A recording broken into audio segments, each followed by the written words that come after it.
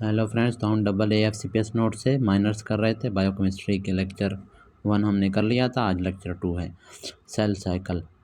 अब cell cycle में interphase, सबसे पहले इंटरफेस का मतलब inter means between, phase means cell division. Cell division का जो फेस है, तो एक सेल डिवीजन फॉर एग्जांपल यहाँ पर हो गया। अगला सेल डिवीजन क्या है, 5 मिनट्स पे हो गया, फॉर एग्जांपल 5 हार्स पे। तो इस 1 हार से लेके, ठीक है, इस 1 मिनट से लेके 5 हार तक का जो ये हमारे पास 2 सेल डिवीजन के दरमियान जो ये सारा हमारे पास टाइम है या ड्यूरेशन है, उसको हम नाम देते हैं इंटरफेस। तो उस दौरान क्या होते हैं, क्रोमोसोम्स रेप्लिकेट होते हैं इंटरफेस में।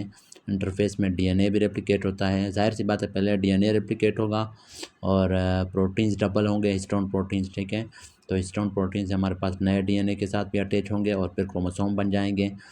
फिर इंटरफेस में क्या है, बार बॉडीज़ भी हम लोग स्टडी कर सकते हैं। वो इंटरफेस के दौरान वो जो एक्स क्रोमोसोम होता है, इनएक्टिव एक्स क्रोमोसोम, फीमेल्स में एक एक्स क्रोमोसोम इनएक्टिव होता है, उसको कहते हैं बार बॉडी। लेकिन मेल में हमारे पास होता ही एक एक्स क्रोमोसोम है, तो वो हमारे पास इनएक्टिव नहीं होता, एक्टिव होता है। Interface is divided into. अब इंटरफेस के फिर हमारे पास क्या है, मुख्तलिफ स्टेप्स में डिवाइड हुआ है। सबसे पहला है G1, दूसरा है S, फिर G2, फिर mitosis. G1 means growth 1, S means synthetic phase, G2 growth 2, mitosis. Mitosis को एम फेज भी कहते हैं। और cytokinesis is a part of it. Cyto means cell, kinesis mean divide होना।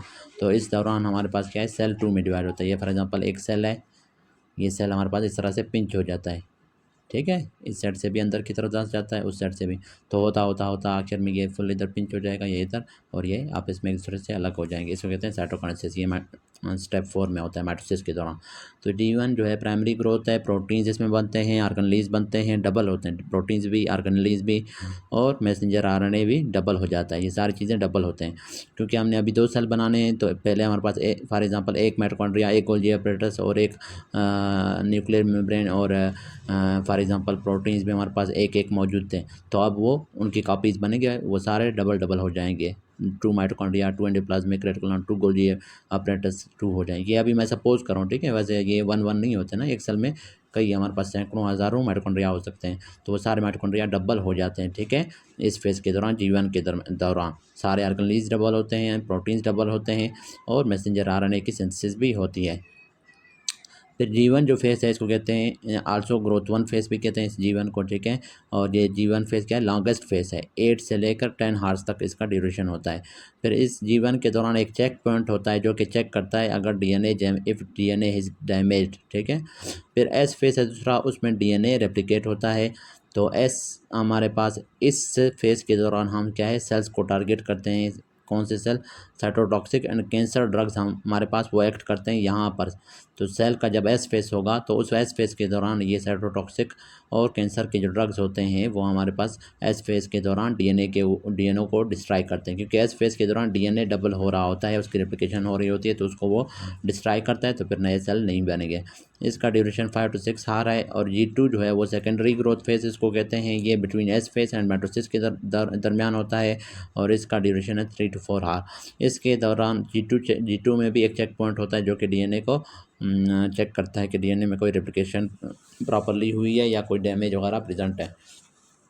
अगर डीएनए में यहाँ पर कोई डैमेज प्रेजेंट हो या यहाँ पर कोई डैमेज प्रेजेंट हो, तो फिर क्या होता है, वो हमारे पास सेल में ऐसे एंजाइम होते हैं जो कि सेल डिवीजन को स्टॉप कर देते हैं, और उस सेल के अंदर या तो रिपेयर करते हैं। अगर रिपेयर नहीं कर पाते तो फिर नहीं कर सकते, तो फिर क्या करेंगे, एपोप्टोसिस स्टार्ट कर देंगे। फिर लास्ट फेस है माइटोसिस या एम फेस है, उस वो शॉर्टेस्ट है, 2 हार का होता है। उसके दौरान हमारे पास स्पेंडल की असेंबली होती है और वो अलाइन होते हैं, ठीक है। जैसे वो अपोजिट पोल पे जाते थे स्पेंडल फाइबर्स, और फिर क्रोमोसोम्स को हमारे पास अपोजिट इक्वेटोरियल प्लेट में हमारे पास अरेंज होते हैं। उसके बाद फिर वो अपोजिट साइड पे जाते हैं। तो वो जो सारे फेसेस हमने पढ़े थे, प्रो फेस, मेटा फेस, एना फेस, टीलो फेस, तो वो एम फेस के दौरान होते हैं। तो न्यूक्लियर कंटेंट इसमें डिवाइड होता है। जेनेटिक मटेरियल इज क्रोमोसोम, ठीक है। Genetic material is chromatin when not in M phase. जब एम फेस में नहीं होंगे तो उस वक्त जेनेटिक मटेरियल को हम क्रोमेटेड कहते हैं, लेकिन एम फेस के दौरान वो क्रोमोसोम होते हैं। क्रोमेटेड यह होता है कि हमारे पास जो क्रोमोसोम होते हैं वो इस तरह से थ्रेड लाइक स्ट्रक्चर, इस तरह से, मतलब बहुत पतले हमारे पास इस तरह के लंबे स्ट्रक्चर बना रहे होते हैं, ठीक है। लेकिन एम फेस के दौरान वो सारे हमारे पास कंडेंस हो जाते हैं और वो क्या करते हैं, थ्रेड लाइक स्ट्रक्चर इस तरह से बनाते हैं। तो ये एम फेस के दौरान, और विजिबल भी होते हैं। और जो हमारे पास एम फेस के अलावा बाकी फेसेस में जो क्रोमोसोम होता है उसको हम क्रोमोसोम क्रोमोसोम है, ये क्रोमोसोम है, ये जो होता है ये फिर क्रोमेटिड। अब इसमें भी हिस्टोन प्रोटीन और डीएनए है यहाँ पर भी, लेकिन ये क्या है, ये नॉन कंडेंस्ड फार्म है, ये कंडेंस्ड फार्म है। ये एम फेज के दौरान होता है, ये बाकी फेजेस के दौरान होता है। तो एम फेज डिवाइड करते हैं इसको हम प्रोफेज में, मेटाफेज है, मेटाफेज, एनाफेज, टीलोफेज। मेनली हमारे पास क्या है, प्रोफेज है, इसको छोड़ दें, मेटाफेज है, फिर एनाफेज है, टीलोफेज है। अब टीलो मीन क्या है, एंड है, ये लास्ट फेज है। एना मीन्स क्या है, अपोजिट साइड पे क्रोमोसोम चले जाते हैं, स्पाइनल फाइबर्स जो अपोजिट साइड पे क्रोमोसोम को। और मेटाफेज क्या था कि हमारे पास क्या है, ये सेल के दरमियान में हमारे पास बिल्कुल ये स्पाइनल फाइबर्स के ऊपर क्या है, क्रोमोसोम इस तरह से इक्वेटोरियल प्लेट इसको कहते हैं, उसके ऊपर अरेंज होती है, मेटाफेज है। और जो प्रोफेज पे था उसमें हमारे पास क्या है, स्पाइनल फाइबर्स क्या है, इस तरह से बन रहे थे, सेंट्रियोल अपोजिट साइड पे गए थे और वहाँ से स्पाइनल फाइबर्स इस तरह से बन रहे थे। फिर मेटाफेज का प्रोसेस होता है, मेटाफेज में इस तरह से क्रोमोसोम अरेंज होते हैं। उसके बाद फिर हमारे पास एनाफेज होता है, जिसमें क्रोमोसोम अपोजिट साइड पे जाते हैं, ठीक है। क्रोमोसोम का आधा हिस्सा ऊपर की तरफ जाएगा, आधा, क्योंकि ये इस तरह से होते हैं ना, इस तरह देखें तो एक हमारे पास इस तरह चला जाएगा, एक उस तरफ इसका आधा हिस्सा, तो इसको हम कहते हैं एनाफेज। फिर लास्ट फेज है टीलोफेज।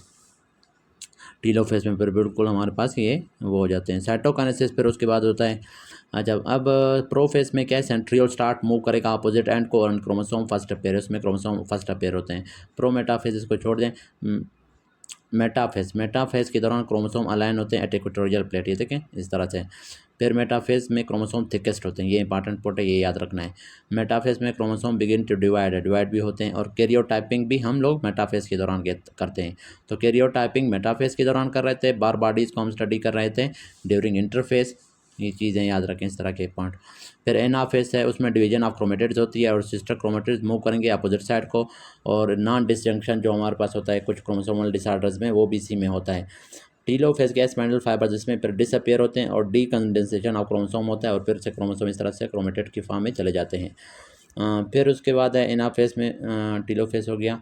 कंप्लीट डिवीजन टीलोफेज में होता है। टीलोफेज के दौरान न्यूक्लियर मेम्ब्रेन दोबारा बन जाता है, और साइटोकाइनेसिस में फिर साइटोप्लाज्म डिवाइड होता है। बार बॉडीज़ क्या है, वो हेटेरोक्रोमेटिन होते हैं। एक होता है यूक्रोमेटिन जो कि डिवाइड हो सकता है। यूक्रोमेटिन क्या होता है, वो क्रोमोसोम जो कि हमारे पास क्या है, सेल डिवीजन के दौरान हमारे पास क्रोमोसोम की फॉर्म में कन्वर्ट हो जाता है, और उसकी डिवीजन हमारे पास रिप्लिकेट भी होता है। और जो हेटेरोक्रोमेटिन होता है वो हमारे पास हाईली कंडेंस्ड फॉर्म में होता है। हाईली कंडेंस्ड फॉर्म में होता है तो वो हमारे पास क्या है, वो नहीं होता, उसकी रिप्लिकेशन नहीं होती। तो बार बॉडीज़ भी हेटेरोक्रोमेटिन होते हैं। बार बॉडीज़ है एक्स क्रोमोसोम्स है, Barr bodies seen under light microscope. Barr bodies absent होते हैं टर्नर सिंड्रोम में, इस वजह से हम लोग कहते हैं एक्स नॉड, एक एक्स होता है दूसरा नहीं होता, मतलब बार बॉडी नहीं होता, एक्टिव क्रोमोसोम सिर्फ होता है। बार बॉडीज स्कैंटी इंटरनर होते हैं, ठीक है। और बार बॉडीज डायग्नोस्टिक होते हैं पार्टनर, ये बात याद रखें। अच्छा, बार बॉडीज़ की एब्सेंस जो होती है वो हमारे पास डायग्नोस्टिक है पार्टनर। वन बार बॉडी होता है क्लाइनफिल्टर सिंड्रोम में। Klinefelter number of Barr bodies in Turner syndrome. अब ये टर्नर सिंड्रोम एक्स नाट इस तरह से लिखो, या नाट को इस तरफ लिखो, ठीक है। जीरो है नाट, या इसको नाट कहते हैं। तो no Barr body in Turner syndrome है, और number of Barr body in इसमें, अब अगर डबल एक्स होंगे तो उसमें एक बार बॉडी है। ये नॉर्मल फीमेल है, ये टर्नर सिंड्रोम वाला है, तो इसमें बार बॉडी नहीं है, इसमें एक बार बॉडी है। और एक होता है क्लाइनफिल्टर जिसमें डबल एक्स वाई होता है, तो उसमें भी एक बार बॉडी होता है। नॉर्मल मैन में फिर कोई बार बॉडी नहीं होता। यहाँ पर बार बॉडीज टू हैं, टू एक्स हमारे पास इनएक्टिव फॉर्म में, एक नॉर्मल है। Best test for chromosomal abnormalities is karyotyping, ये भी इंपॉर्टेंट पॉइंट है। सेल टू सेल हमारे पास जो अटैच होते हैं आपस में कैडरिंग के थ्रू। अब एक्स्ट्रा सेलुलर मैट्रिक्स को आप इंट्रा सेलुलर मैट्रिक्स से जब अटैच करवाते हैं तो वो कौन करवा रहा होता है, इंटरमीडिएट फिलामेंट। और एक्स्ट्रा सेलुलर मैट्रिक्स को आप साइटोस्केलेटन के साथ अटैच कर रहे होते हैं तो आपने इंटीग्रिन। अब ये दोनों हमारे पास मिलते जुलते ये हैं, लेकिन इसको आपने कंफ्यूज नहीं करना, याद रखना है। एक्स्ट्रा सेलुलर मैट्रिक्स को इंट्रा सेलुलर मैट्रिक्स से, तो यहाँ पर आई आ गया तो इसका मतलब इंटरमीडिएट फिलामेंट, इस तरह से आप रट लें। और एक्स्ट्रा सेलुलर मैट्रिक्स को साइटोस्केलेटन से, तो यहाँ पर भी वैसे आई है लेकिन इसको, तो साइटोस्केलेटन से कौन अटैच करवा रहा होता है, integrin. Leukocyte adhesion to endothelium. Leukocyte क्या है, ब्लड वेसल का जो एंडोथेलियम है उसके साथ जब अटैच होते हैं वो किसके थ्रू, इसको कहते हैं intracellular class A intracellular adhesion molecule, इनको कहते हैं इंट्रा सेलुलर एडिजन मालिक्यूल। उसके थ्रू क्या है, लिकोसाइट अटैच होते हैं एंडोथेलियम के साथ, इसको CD18 भी कहते हैं। CD18 के थ्रू या फिर ICAM के थ्रू लिकोसाइट की एडिजन होती है एंडोथेलियम के साथ। अब आगे रैंडम पॉइंट्स हैं, इसमें सबसे पहले फिश है। ये हमारे पास एक टेक्निक है, एक टेस्ट है, इसको कहते हैं फ्लोरोसेंस इन सिटू और तो ये हमारे पास यूज होता है हाइब्रिडाइजेशन, ठीक है। फ्लोरेसेंस इन सिटू हाइब्रिडाइजेशन ये यूज होता है for the localisation of genes and its abnormality. तो जीन्स की एबनॉर्मलिटीज़ को चेक करने के लिए हम फिश टेस्ट करते हैं। और ये कौन से जीन्स की एबनॉर्मलिटीज़, जैसे कि micro deletion, deletion means gene का कुछ हिस्सा कट गया, एंड ट्रांसलोकेशन का मतलब जीन का कुछ हिस्सा एक क्रोमोसोम से दूसरे क्रोमोसोम पे चला गया कुछ जीन्स, तो वो फिश के थ्रू हमें पता चलते हैं, ट्रांसलोकेशन और micro deletion. Micro array is used for gene expression के लिए। डिटॉक्सिफिकेशन ऑफ ड्रग्स, ये भी सेल्फ फिजियोलॉजी के हमारे पास पॉइंट्स आ रहे हैं। तो ये हमने पढ़े हुए हैं, ये मैंने पढ़ाए थे। डिटॉक्सिफिकेशन ऑफ ड्रग कौन कराता है? Smooth endoplasmic reticulum. Detoxification of alcohol in toxic dosage, वो भी स्मूथ एंडोप्लाज्मिक रेटिकुलम। लेकिन अगर वो कहें detoxification of alcohol in normal dose, तो वो है परऑक्सीसोम, क्योंकि उसके अंदर ऑक्सीडेज, केटालेज एंड हाइड्रोजन परऑक्साइड होता है, ठीक है। एक नॉर्मल डोज है अल्कोहल की डिटॉक्सिफिकेशन, वो परऑक्सीसोम है, और टॉक्सिक डोज में अगर अल्कोहल की डिटॉक्सिफिकेशन वो स्मूथ एंडोप्लाज्मिक, और नॉर्मली डिटॉक्सिफिकेशन ऑफ ड्रग्स जो है वो भी स्मूथ एंडोप्लाज्मिक रेटिकुलम है। अब लाइसोसोम के अंदर हाइड्रोलिटिक एंजाइम होते हैं, मतलब वो hydrolytic, hydro means water, lytic means break down, मतलब ये एंजाइम क्या है? वाटर की मदद से कंपाउंड्स को ब्रेक डाउन करते हैं। तो परऑक्सीसोम कहाँ से बन रहा होता है? उसको बना रहा होता है स्मूथ एंडोप्लाज्मिक रेटिकुलम, और जो लाइसोसोम है उसको बना रहा होता है कौन? Golgi body. ये इंपॉर्टेंट पॉइंट है। Continue with nuclear membrane, nuclear membrane के साथ कौन अटैच होता है? Rough endoplasmic reticulum. Nissl substance क्या है? वो रफ एंडोप्लाज्मिक रेटिकुलम के अंदर होता है। निसल सब्सटेंस का मतलब वही रफ एंडोप्लाज्मिक रेटिकुलम के ऊपर जो वो होते हैं ग्रेनुलर स्ट्रक्चर। ग्रेनुलर स्ट्रक्चर कौन सा होता है? राइबोसोम होता है। तो वो राइबोसोम क्या है? उसको कहते हैं निसल सब्सटेंस। तो वो राइबोसोम जो कि रफ एंडोप्लाज्मिक रेटिकुलम के ऊपर प्रेजेंट हो और क्या है? नर्व के अंदर प्रेजेंट हो, तो उस राइबोसोम को फिर हम नाम दे रहे होते हैं निसल सब्सटेंस या निसल बॉडीज। लाइडिक सेल है स्मूथ एंडोप्लाज्मिक। अब ये कॉमन सेंस वाला हमारे पास क्या है पॉइंट है। लाइडिक सेल का फंक्शन क्या होता है? आपको पता है, टेस्टोस्टेरोन और एंड्रोजन्स वगैरह बनाना, मेल सेक्स हार्मोन्स बनाना। तो वो टेस्टोस्टेरोन और एंड्रोजन्स क्या है? स्टीरॉयड्स हैं। और स्टीरॉयड की सिंथेसिस हमने कहा था लिपिड, और स्टीरॉयड की सिंथेसिस कौन करवाता है? कौन sea organism? Smooth endoplasmic reticulum. तो इस लाइडिक सेल का काम ही स्टीरॉयड हार्मोन बनाना है, तो इसका मतलब इसके अंदर स्मूथ एंडोप्लाज्मिक रेटिकुलम सबसे ज़्यादा होंगे, ठीक है। अब माइटोकॉन्ड्रिया क्या है? पावर हाउस ऑफ सेल है, और ये सेल्फ रेप्लिकेटिंग है, और शॉर्ट चेन फैटी एसिड की मेटाबॉलिज्म भी करता है। पावर हाउस ऑफ सेल क्या है? कि ये एटीपी बनाता है, सेलुलर रिस्पायरेशन का प्रोसेस इसमें होता है। उसके दो स्टेप्स, क्रेब साइकिल और इलेक्ट्रॉन ट्रांसपोर्ट चेन, माइटोकॉन्ड्रिया में होते हैं। उसके अलावा शॉर्ट चेन फैटी एसिड की मेटाबॉलिज्म भी यहीं पे होती है। और सेल्फ रेप्लिकेटिंग मतलब ये अपने कॉपीज़ खुद ब खुद बना सकता है। इसको डीएनए की, न्यूक्लियस के डीएनए की ज़रूरत नहीं है, क्योंकि इसका अपना सर्कुलर डीएनए होता है। इसमें 70S राइबोसोम भी इसके अंदर होता है, ठीक है। और इसके अलावा एंजाइम्स भी होते हैं रेप्लिकेशन के लिए, तो ये अपने आप को खुद ब खुद रेप्लिकेट करता है जब भी हमें ज़्यादा एनर्जी की ज़रूरत होती है। अब डबल मेम्ब्रेन बाउंड्री ऑर्गेनेल्स कौन से होते हैं? एक न्यूक्लियस है, दूसरा माइटोकॉन्ड्रिया है। गोल्गी बॉडीज़ क्या है? उसका काम है पैकेजिंग ऑफ सेल्स है, और इसके अलावा वो लाइसोसोम बना रहा था। इसके अलावा modification of different carbohydrate, protein and lipid इसके अंदर होती है, ठीक है। इसमें म्यूकोपॉलीसेकेराइड्स बनते हैं।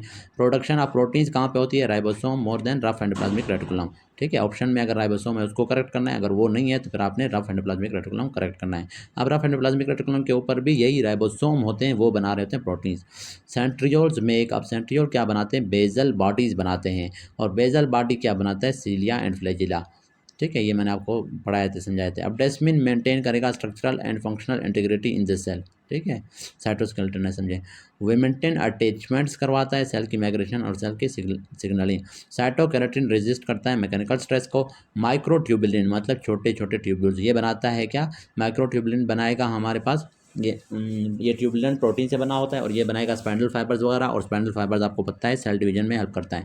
इसके अलावा माइक्रोट्यूबुलिन क्या बना रहा होता है? सेंट्रियोल बना रहा होता है, उसके अंदर भी यही माइक्रोट्यूबुलिन होते हैं, और ये बने होते हैं। ये ट्यूबुलिन, माइक्रोट्यूबुलिन किस चीज़ से? ट्यूबुलिन प्रोटीन से। और वो भी हमारे पास क्या है? फिलामेंट्स। साइटोस्केलेटन का हमारे पास एक टाइप है। साइटोस्केलेटन में 3 तरह के हमारे पास प्रोटीन्स होते थे, एक इंटरमीडिएट फिलामेंट्स, एक माइक्रो फिलामेंट्स है, और एक हमारे पास ये माइक्रोट्यूबुलिन्स है। अब ये तो माइक्रोट्यूबुलेंस मूवमेंट, सेल डिवीजन है, सिलिया, फ्लैजिला, माइटोटिक, स्पाइंडल और सेंट्रियोल सबको माइक्रोट्यूब्यूल्स बनाते हैं, या माइक्रोट्यूबुलिन बनाता है। या माइक्रोट्यूब्यूल्स के अंदर जो प्रोटीन होता है उसको ट्यूबुलिन कहते हैं, लेकिन माइक्रोट्यूबुल इन सब चीज़ों को बनाता है, ठीक है। स्पाइंडल फाइबर्स को माइटोटिक स्पाइंडल्स हो गए, सेंट्रियोल्स हो गया, सिलिया, फ्लैजिला, ये मैंने आपको सेल डिवीजन में डिटेल से पढ़ाए थे। Common step in glycolysis and gluconeogenesis में, अब glycolysis, glyco means glucose, lysis means break down. तो ग्लूकोज की ब्रेक डाउन जो होती है सेल के अंदर एनर्जी प्रोडक्शन के लिए। और gluconeogenesis, gluco means glucose, neo means new, genesis means production, मतलब न्यू ग्लूकोज को प्रोड्यूस करना बॉडी के अंदर जब रिक्वायर होगा। तो किस चीज़ से, फैटी एसिड्स और प्रोटीन्स या अमीनो एसिड वगैरह से बनाना, उसको हम नाम देते हैं ग्लूकोनियोजेनेसिस। तो इन दोनों प्रोसेस में हमारे पास जो कॉमन स्टेप होता है वो क्या है, फ्रुक्टोज 1,6 बिसफास्फेट। तो ये कन्वर्ट हो जाता है किस चीज़ में, फ्रुक्टोज 6 फास्फेट में। अच्छा, वो तो ये दोनों प्रोसेस, दोनों ग्लाइकोलाइसिस के प्रोसेस में भी होता है, ग्लूकोनेजेनेसिस में भी। वन मार्क्यूल ऑफ ग्लूकोज कम्प्लीटली अगर ब्रेक हो जाए वाटर एंड कार्बन डाइऑक्साइड में, तो टोटल नंबर ऑफ एटीपी कितना देगा, 38। अब ये इन्होंने लिखा हुआ टोटल नंबर ऑफ एटीपी। अगर वो पूछे नेट नंबर ऑफ एटीपी या net amount of ATP during glycolysis या during break down of one glucose molecule, तो फिर वो होगा 36। ठीक है, क्योंकि वो 2 जो है वो स्टार्ट में जो कंज्यूम हो रहे हैं तो उसको हमने माइनस कर देना है, तो फिर 36 रह जाएंगे। Aerobic metabolism of one glucose molecule via malate aspartate shuttle.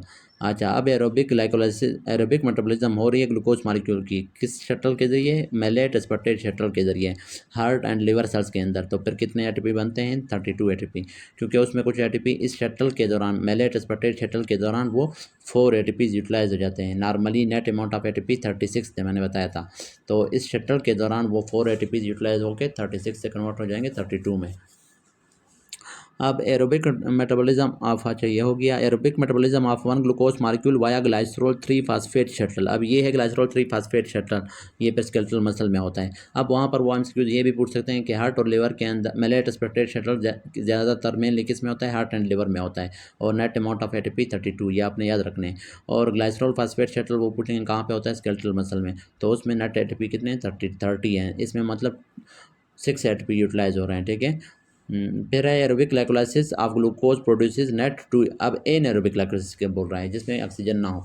तो एनएरोबिक ग्लाइकोलाइसिस में सिर्फ ग्लूकोज की ब्रेकडाउन हो जाती है, ग्लूकोज कन्वर्ट हो जाता है पायरुवेट में। ठीक है, वो स्टेप्स के जरिए पास होके उसके बाद पायरुवेट जो है एसिटाइल कोई में कन्वर्ट नहीं हो सकेगा, क्योंकि क्रेब साइकिल का प्रोसेस नहीं हो रहा है, ऑक्सीजन प्रेजेंट नहीं है। जब ऑक्सीजन प्रेजेंट होगा तो पायरुवेट एंटर होगा माइटोकॉन्ड्रिया में, माइटोकॉन्ड्रिया में वो किस में कन्वर्ट होता है, एसिटाइल कोए में, और वो एसिटाइल कोए में फिर क्रेब साइकिल होता है। उसके बाद उसमें इलेक्ट्रॉन ट्रांसपोर्ट चेन होता है।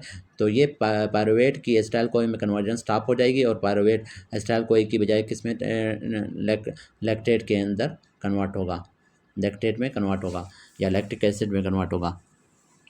तो उस लैक्टेट में जब कन्वर्ट हो रहा होता है तो 2 NADH वापस यूटिलाइज हो जाते हैं। तो हमारे पास ग्लाइकोलाइसिस में 8 ATP, net amount of ATP कितने होते हैं ग्लाइकोलाइसिस में, 8 एटीपी। अब उन 8 एटीपीज़ में हमारे पास वो 8 एटीपी इस तरह से हैं कि 2 एटीपीज़ थे और 2 NADH थे। अब वो जो 2 NADH हैं, हर NADH 3 एटीपी के इक्वल है। तो 2 NADH क्या होंगे, वो पायरुवेट को कन्वर्ट कर देंगे। पायरुवेट भी हमारे पास 2 बने थे, तो वो दोनों पायरुवेट जब लैक्टेट में कन्वर्ट होंगे तो NADH और अगले पायरुवेट में NADH यूटिलाइज होगा। तो मतलब वो 3 एटीपी यूटिलाइज हो गए और वो दोनों पायरुवेट कन्वर्ट हो गए लैक्टेट में, तो फिर सिर्फ 2 एटीपी रह गए। तो इस तरह से होता है। अब फिर आर्सेनिक पॉइजनिंग काज करेगा ग्लाइकोलाइसिस को टू गिव 0 नेट एटीपी। ये किस तरह से आर्सेनिक पॉइजनिंग क्या है, एक तो हमारे पास ऑक्सीडेटिव फास्फोरिलेशन जो होता है ड्यूरिंग इलेक्ट्रॉन ट्रांसपोर्ट चेन, उसको प्रिवेंट करता है। दूसरा ग्लाइकोलाइसिस में जो पहला स्टेप है जिसमें ग्लूकोज कन्वर्ट हो रहा था ग्लूकोज 6 फास्फेट में, तो उसमें फास्फेट की बजाय क्या, आर्सेनेट अटैच हो जाएगा ग्लूकोज के साथ, तो ग्लूकोज 6 आर्सेनेट बन जाएगा। उसके बाद फिर हमारे पास जहाँ पर ग्लाइसरॉल्डिहाइड 3 फास्फेट किस में कन्वर्ट होता है, 1,3 बिस फास्फोग्लाइसरेट में, तो वहाँ पर वो 1,3 बिस फास्फोग्लाइसरेट की बजाय 1 आर्सेनेट एंड 3 फास्फोग्लाइसरेट में कन्वर्ट होगा। तो उसकी वजह से फिर एटीपीज प्रोड्यूस नहीं होंगे, 0 एटीपी प्रोड्यूस होगा। Tyrosine derivatives does not contain prolactin. हाँ, अब प्रोलैक्टिन हमारे पास क्या है, उसके अंदर वो टायरोसिन का डेरिवेटिव नहीं है। टायरोसिन से कुछ हार्मोन्स बन रहे थे ना, जैसे थायरोक्सिन है, T3 T4 वगैरह, लेकिन प्रोलैक्टिन उससे नहीं बनता। इसका यही मतलब है। थायमीन लेवल मेंटेन, थायमीन क्या है, B1 है, उसको मेंटेन, उसको हम लोग मॉनिटर कैसे करते हैं, ट्रांसकीटोलेज लेवल इन आरबीसी। तो आरबीसी में जो ट्रांसकीटोलेज एंजाइम होता है, यहाँ पर इन्होंने स्पेलिंग गलत लिखा हुआ है, ट्रांसकीटोलेज लिखा हुआ है, ट्रांसकीटोलेज होता है, यहाँ पर T है, आगे L है, LASE। तो आरबीसी के अंदर जो ट्रांसकीटोलेज एंजाइम का लेवल है उससे हमें पता चलता है कि थायमीन का लेवल कितना है, नॉर्मल है या डिक्रीज है। तो T से थायमीन, T से ट्रांसकीटोलेज, तो इस तरह से आप याद रखें। And product of purine metabolism क्या है, प्यूरिन की जब ब्रेक डाउन होती है तो यूरिक एसिड बनता है। और प्यूरिन आपको पता है ज़्यादातर जो प्रोटीन वाले डाइट्स होते हैं और स्पेशली जो बीफ वगैरह होता है, ये मीट वगैरह, उसमें प्यूरिन ज़्यादा होता है तो वो ज़्यादा यूरिक एसिड बनाता है। इस वजह से गोट वाले पेशेंट को गोश्त वगैरह से रिस्ट्रिक्ट किया होता है। Urine test for ketone does not affect beta hydroxy butyrate है, ठीक है। कीटोन बॉडीज़ का जब हम यूरिन टेस्ट करते हैं तो बीटा हाइड्रोक्सी ब्यूटारेट को अफेक्ट नहीं करता। Most common lysosomal storage disease कौन सा है, गाचर्स डिजीज़। ये लाइसोसोमल स्टोरेज कल हमने पढ़े थे क्या, ग्लाइकोजन स्टोरेज डिजीज़, जिसमें वुनगर की डिजीज़ वगैरह आते हैं, मैकार्डल डिजीज़ थे, लेकिन ये हैं अभी lysosomal storage disease. Lysosomal storage disease क्या है, इसमें हमारे पास क्या होता है, ये भी वो जो ग्लाइकोजन स्टोरेज डिजीज़ है उनमें भी लाइसोसोमल एंजाइम हमारे पास कोई डिस्टर्ब हुआ पड़ा होता है। तो यहाँ पर भी लाइसोसोम का कोई एंजाइम प्रेजेंट नहीं है, जिसकी वजह से हमारे पास कुछ चीज़ें क्या स्टोर हो जाते हैं और उनकी ब्रेक डाउन नहीं होती, तो उसको हम नाम दे रहे हैं Gaucher's disease. Lysosomal disease with neurodegeneration, अब वो कौन सा लाइसोसोमल डिजीज़ है जिसमें न्यूरॉन्स की डीजनरेशन होती है, तो उसको कहते हैं Niemann Pick disease. Lysosomal storage disease without hepatosplenomegaly, कौन सा लाइसोसोमल स्टोरेज डिजीज़ है जिसमें लिवर और स्प्लीन बड़ा नहीं होता, तो वह tay Sachs डिजीज़। ये मेनली हमारे पास सीएनएस को अफेक्ट करता है क्योंकि इसमें लिपिड्स एक्युमुलेट हो जाते हैं। Mechanism of apoptosis in auto immune disease, auto immune disease में क्या है, सेल की ब्रेकडाउन होती है ऑटो एंटीबॉडीज़ की मदद से। तो वो हमारे पास किस तरह से होता है, मॉलिक्यूलर मिमिक्री के थ्रू। मॉलिक्यूलर मिमिक्री का ये मतलब है कि क्या है, फॉर एग्जांपल हमारे बॉडी में कोई बैक्टीरिया एंटर हो गया, अब उस बैक्टीरिया के ऊपर ये बैक्टीरिया है, उस बैक्टीरिया के ऊपर फॉर एग्जांपल ये वाला एंटीजन प्रेजेंट है स्टार की तरह का। अब क्या है, हमारी बॉडी के अंदर बॉडी टिश्यूज़ जो हैं उसके ऊपर भी फॉर एग्जांपल इस तरह के एंटीजन प्रेजेंट है स्टार शेप। तो हमारा बॉडी जब इस स्टार के अगेंस्ट, इस बैक्टीरिया के एंटीजन के अगेंस्ट जब एंटीबॉडीज़ बनाएगा, अब वही एंटीबॉडीज़ बैक्टीरिया को तो किल करेंगे करेंगे, साथ में हमारे जो नॉर्मल सेल्स हैं उनके ऊपर जो इस तरह का मिलता जुलता एंटीजन था उसके ऊपर भी बाइंड होंगे, उसके ऊपर बाइंड करके उस सेल को भी उसकी भी एपोप्टोसिस करा देंगे। अब ये देखें, इसको हम नाम दे रहे हैं मॉलिक्यूलर मिमिक्री। मिमिक्री का मतलब मिमिक करना, नकल करना। मतलब क्या है, बैक्टीरिया ने क्या है हमारे बॉडी टिश्यूज़ की नकल की हुई थी नेचुरली, या खुद ब खुद अपना शेप उस तरह से बना लिया था। मतलब बैक्टीरिया के ऊपर जो एंटीजन था वो मिलता जुलता था कि हमारे बॉडी के ऊपर जो एंटीजन थे। तो जब एंटीबॉडी बैक्टीरिया के एंटीजन के खिलाफ बनेंगे, वही एंटीबॉडी हमारे अपने सेल्स के ऊपर भी अटैच होंगे, क्योंकि हमारे एंटीबॉडीज़ को ये नहीं पता कि ये हमारा सेल है या ये बाहर का है, उसको सिर्फ ये पता है कि ये एंटीजन बाहर का है। तो वो इस तरह के एंटीजन के साथ बाइंड होगा, चाहे वो अपने सेल के ऊपर हो चाहे बैक्टीरिया के ऊपर हो, तो फिर वो क्या है, एपोप्टोसिस करवाएगा नॉर्मल सेल्स की भी। तो इसको हम नाम दे रहे होते हैं मॉलिक्यूलर मिमिक्री। स्पेक्ट्रोफोटोमीटर ओबे करता है किस लॉ को, बीर लैम्बर्ट लॉ को। Point mutation is qualitative change in gene expression, ठीक है। तो जीन एक्सप्रेशन में एक क्वांटिटेटिव चेंजेस होते हैं, मतलब जीन की मिकदार कम हो जाती है। एक होता है क्वालिटेटिव चेंजेस, जिसमें जीन की मिकदार तो कम नहीं है, लेकिन जीन की हमारे पास क्या है, जीन के अंदर एक डिफरेंट टाइप का हमारे पास समझे ट्राई न्यूक्लियोटाइड रिपीट आ गया है, या डिफरेंट टाइप का हमारे पास क्या है नाइट्रोजन बेस आ गया है, सीक्वेंस चेंज हो गई है। हाईएस्ट एनर्जी सोर्स कौन से होते हैं, फैट्स होते हैं, क्योंकि ये 9 किलो कैलोरी देते हैं। बाकी जो प्रोटीन है और कार्बोहाइड्रेट्स हैं वो 4 किलो कैलोरी देते हैं, ठीक है, 1 ग्राम अगर उनका हो। 1 ग्राम प्रोटीन एंड कार्बोहाइड्रेट कितना देते हैं, 4 कैलोरीज, ठीक है। और 1 ग्राम ऑफ फैट कितना, 9 कैलोरीज देते हैं पर ग्राम, ठीक है। और fat composition of daily diet कितना होना चाहिए, 25 to 30% है, और प्रोटीन कंपोजिशन 15 to 20% होना चाहिए। और daily requirement of protein in healthy adult अब ग्राम में कितना होगा, 1 ग्राम पर केजी। 60 mg का है तो 60 ग्राम, उसमें 60 kg का पेशेंट है तो उसमें 60 ग्राम वो दिन में उसे खाने चाहिए प्रोटीन्स के। टोटल बॉडी आयरन क्या है, 4 ग्राम होता है। और total iron content of adult female कितना होता है, 2 ग्राम। हाँ, तो फीमेल में थोड़ा कम होता है, ठीक है, क्योंकि उनमें हमारे पास मेंसेस होते हैं, मेंस्ट्रुएशन होता है, तो उस दौरान आयरन हमारे पास लॉस हो रहा होता है, तो उनमें आयरन की हमारे पास मिकदार कम होती है। वैसे भी उनमें ब्लड भी कम होता है, तो उसकी वजह से भी उसमें आयरन कम होता है। Total iron content of adult mail 6 ग्राम है, और फीमेल के अंदर क्या है, 2 ग्राम है। आयरन रिक्वायरमेंट प्रेगनेंसी के अंदर 800 mg होती है, कैल्शियम रिक्वायरमेंट प्रेगनेंसी में 1200, ये इंपॉर्टेंट पॉइंट है, ये आपने याद रखने हैं। कोलाजन, अभी कोलाजन में हमारे पास क्या है, 5 टाइप के कोलाजन है, इनके हम लोगों ने डिसऑर्डर भी पढ़े थे, एलर डेनर सिंड्रोम था, स्टीजेनेसिस इम्परफेक्टा था, वो सारे कोलाजन डिसऑर्डर्स थे। तो टाइप 1 कोलाजन क्या है, वो फाइब्रोकार्टिलेज में होता है, बोन्स में होता है, टेंडन्स में होता है, फेशिया में होता है, और स्किन में होता है। तो इसको आप इस तरह से याद रख सकते हैं, F2 मतलब फेशिया और फाइब्रोकार्टिलेज, उसके बाद बोन, टेंडन्स और स्किन। तो F2BTS इस तरह से आप याद रख सकते हैं, F2BTS। F2 मीन्स क्या है, फाइब्रो कार्टिलेज है, दूसरा जो F है वो एफेशिया है, और B बोन है, टेंडन है, स्किन है।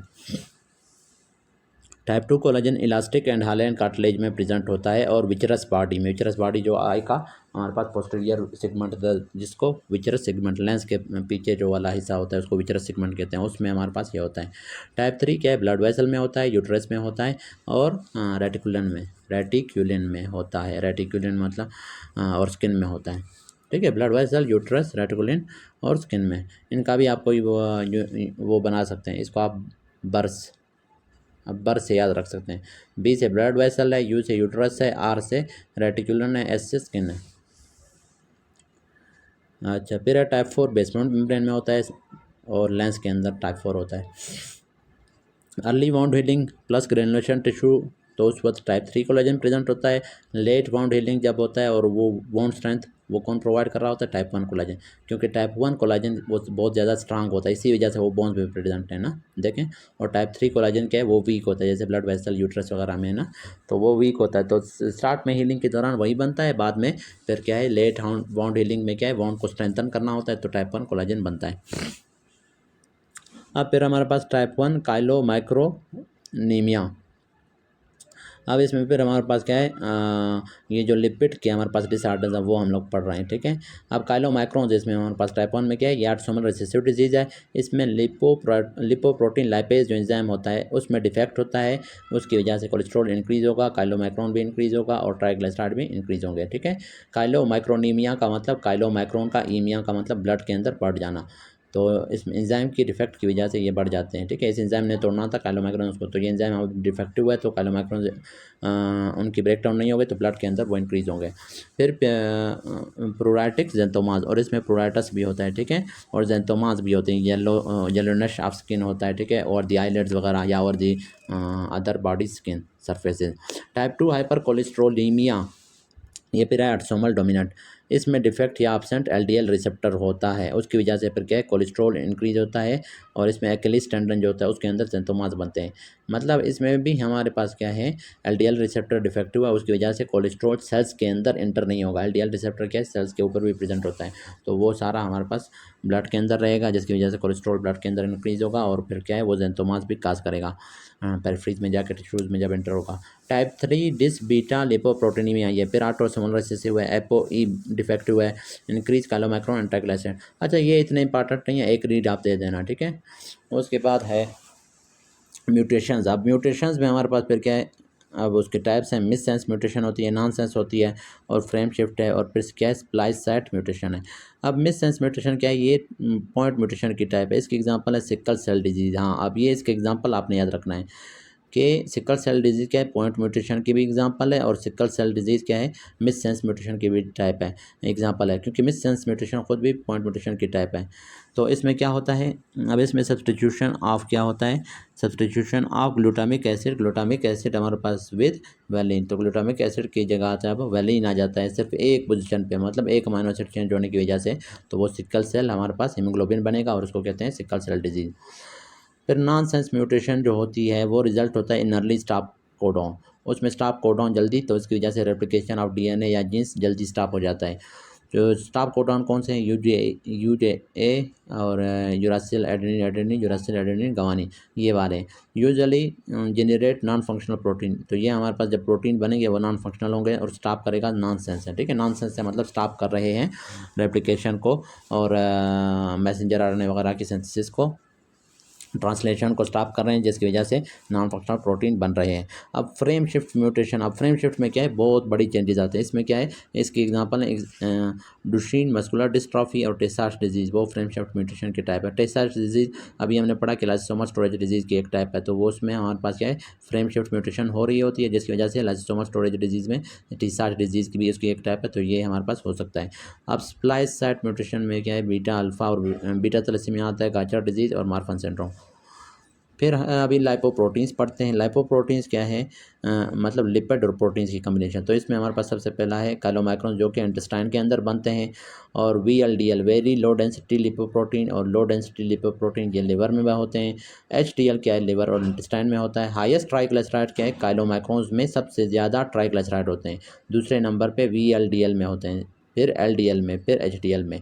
ये सीक्वेंस आपने याद रखना है। ये वाले ये तीनों जो हैं बहुत इंपॉर्टेंट है, इसके MCQs आते हैं। और हाईएस्ट कोलेस्ट्रॉल फिर किस में होता है? उसमें LDL में सबसे कम होता है। ठीक है, यहाँ से स्टार्ट करो। ये LDL है, फिर उसके बाद VLDL है, उसके बाद फिर आपने HDL की तरफ आना है, फिर सबसे कम काइलोमाइक्रोन में। ठीक है, हाईएस्ट कोलेस्ट्रॉल में क्या है? मतलब उसमें होता है जिसके अंदर DDR है उनके अंदर होता है। तो सबसे पहले LDL में आता है, उसके बाद VLDL है, उसके बाद HDL है, फिर काइलोमाइक्रोन है। हाईएस्ट प्रोटीन फिर किस में होता है? अब इसमें HDL को सबसे पहले ले आओ। ठीक है, HDL है तो हाई है, हाई के बाद क्या होता है? लो होता है, फिर लो के बाद वेरी लो होता है ना। तो इस तरह से सीक्वेंस में याद रखें। ठीक है, हाई डेंसिटी लिपोप्रोटीन में क्या है? उसमें प्रोटीन ज़्यादा है, इस वजह से उसकी डेंसिटी ज़्यादा है। इस तरह से भी आप याद रख सकते हैं ना। और लो डेंसिटी लिपोप्रोटीन है दूसरे नंबर पे, और वेरी लो डेंसिटी लिपोप्रोटीन तीसरे नंबर पे। उसके बाद काइलोमाइक्रोन्स हैं। तो ये आप क्या है, आप अपने सेंस से भी याद रख सकते हैं। ठीक है, जैसे मैंने आपको ये बता दिया, इसको हाई डेंसिटी लिपोप्रोटीन कहते हैं, इस वजह से इसकी डेंसिटी ज़्यादा है। डेंसिटी क्यों ज़्यादा है? प्रोटीन जितना ज़्यादा प्रोटीन होगा डेंसिटी उतनी ज़्यादा होगी। तो इसकी डेंसिटी सबसे ज़्यादा है, इसका मतलब इसके अंदर प्रोटीन सबसे ज़्यादा है। दूसरे नंबर पे लो डेंसिटी में, फिर इसके अंदर है, फिर काइलोमाइक्रोन्स में। तो ये जो तीनों हैं ये आपने याद रखने हैं, ये इंपॉर्टेंट है। फिर उसके बाद है हाईएस्ट फास्फोलिपिड किस में होते हैं? अब हाईएस्ट फास्फोलिपिड भी यही इसी सीक्वेंस में होता है जिस तरह के प्रोटीन। HDL है, LDL है, फिर VLDL है, फिर काइलोमाइक्रोन्स है। तो ये इजी है। हाईएस्ट फास्फोलिपिड और हाईएस्ट प्रोटीन्स वाला सेम है, सिर्फ हाईएस्ट ट्राइग्लिसराइड का आपने याद रखना है, उसमें काइलोमाइक्रोन सबसे ज़्यादा होता है। ठीक है, और फिर VLDL है, फिर LDL है, फिर HDL है। अब इसी सीक्वेंस को हमारे पास क्या है? हाईएस्ट कोलेस्ट्रॉल में फिर क्या है? आपने यहाँ से स्टार्ट करना है, LDL से। LDL है, फिर VLDL है, फिर HDL है। ठीक है, फिर काइलोमाइक्रोन है बस। और ये हाईएस्ट प्रोटीन और ये वाला क्या सेम था, हाईएस्ट प्रोटीन और हाईएस्ट फास्फोलिपिड वाला सीक्वेंस।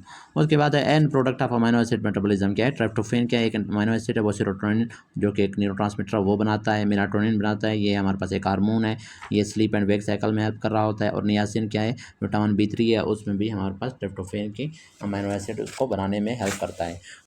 हमारे पास है ग्लूटामिक एसिड है, ग्लूटामिक एसिड जी से ग्लूटामिक, जी से गाबा, तो ये गाबा बनाता है गामा अमाइनो ब्यूटारिक एसिड, गाबा का मतलब। इसके अलावा ग्लूटाथायोन बनाता है। फिर है फिनाइल एलेनिन एंड टायरोसिन, वो क्या है? वो क्या बनाते हैं? टायरोसिन मैंने पहले आपको बताया था कि ये थायराइड हार्मोन बनाता है, T3 T4 बनाता है। और इसके अलावा मेलानिन बनाता है, इसके अलावा डोपा डोपा बनाता है। ठीक है, और डोपामीन बनाता है, टायरामीन बनाता है, एपिनेफ्रिन एंड नॉरएपिनेफ्रिन, ये सारे इसी से बनते हैं।